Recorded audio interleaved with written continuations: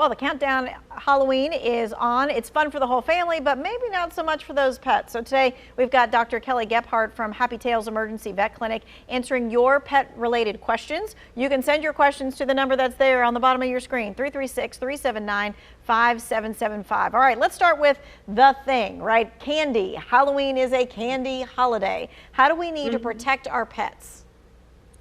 The first thing is make sure that after your little ones come home from trick-or-treating, make sure to put their candy in a safe place. As they're counting all those pieces to see, how many candy bars or pieces of candy they got, make sure to keep the pets out of the room because those pets are going to get in there really quickly and eat stuff.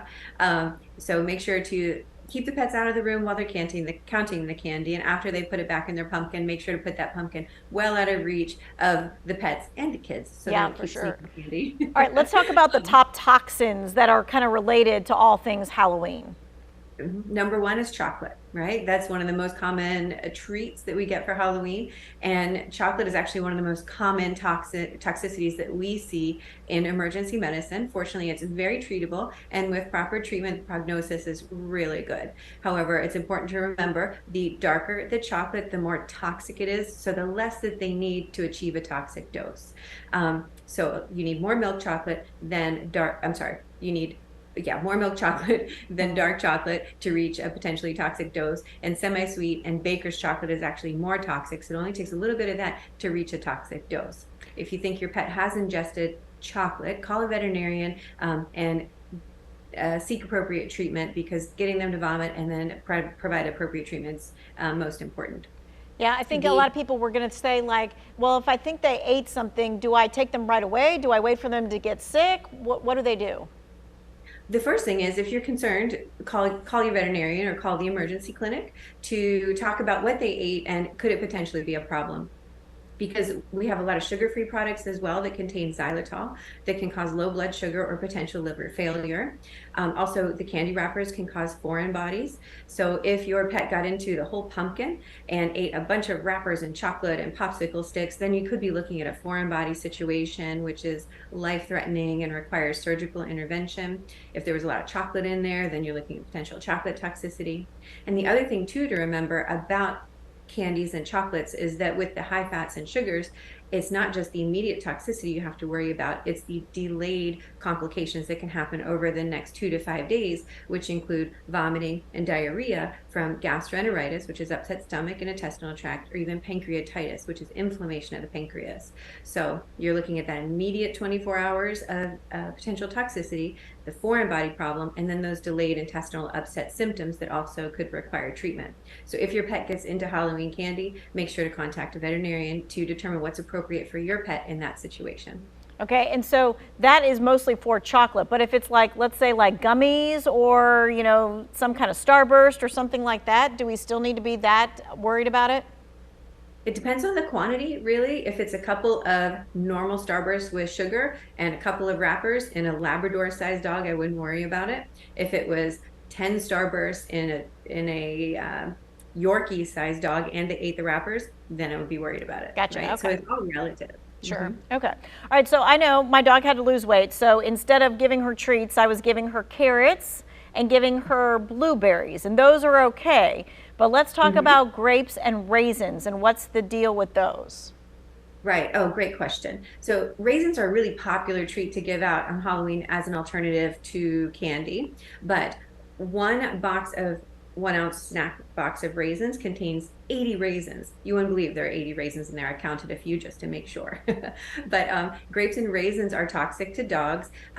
Cats usually don't eat them, but grapes and raisins can cause acute kidney failure in dogs. We don't really understand the toxic mechanism, and the exact amount that can cause a toxicity is unknown as well, because some dogs appear to be more sensitive to it than others. So one 20-pound dog might eat 2 raisins or grapes and have a potentially toxic reaction. A Great Dane could eat a very large amount and not have a problem, but they could also eat a small amount and have a problem depending on their particular sensitivities. So if your pet has eaten a grape or a raisin, then you do need to treat it as a potentially toxic exposure and seek veterinary care just to protect their kidneys and make sure they seek appropriate treatment. Okay. All right, let's talk about something else that's really popular around Halloween. We use it to keep the kids safe, and those are those glow sticks or the glow jewelry. We put them on the kids so that we can see them in the dark. What's the deal with the glow sticks and stuff like that with our pets? Yeah, so very fun to chew on for cats, right? Cats and dogs will chew on them as well. They're not particularly toxic, but the ingredient in them will cause oral irritation, foaming at the mouth, possible vomiting. So they're not toxic, but just very irritating. And you'll definitely see some drooling, hypersalivation, potentially vomiting. Right, which scare me as a dog owner. If that happened to my dog, I'm immediately going to the vet. All right, so let's talk about other Absolutely. dangers like costumes, candles, things like that. We can dress up the dogs and the cats though, can't we? Yeah, totally cute, Okay. totally adorable.